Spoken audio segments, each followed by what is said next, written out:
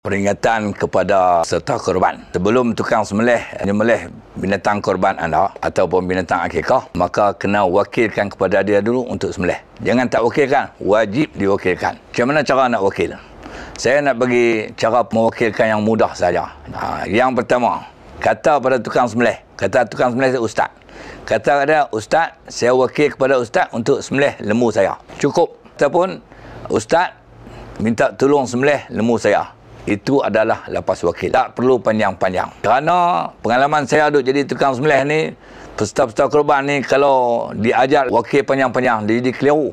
Panjang contoh macam ni. Saya wakilkan kepada ustaz untuk menyembelih lembu ini untuk dijadikan korban sunat saya kerana Allah Ta'ala.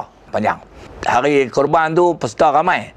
Jadi, lapas wakil yang mudah-mudah. Lagi saya ulang, ustaz, saya wakil pada ustaz, sembelih lembu saya. Yang kedua, ustaz, tolong sembelih lembu saya. Cukup. Tak perlu dinyatakan kepada tukang sembelih tujuan kita sembelih lembu tu. Sama ada nak buat korban atau buat akikah atau sembelihan biasa. Sebab tukang sembelih, dia tak wajib tahu tujuan apa untuk disembelih lembu.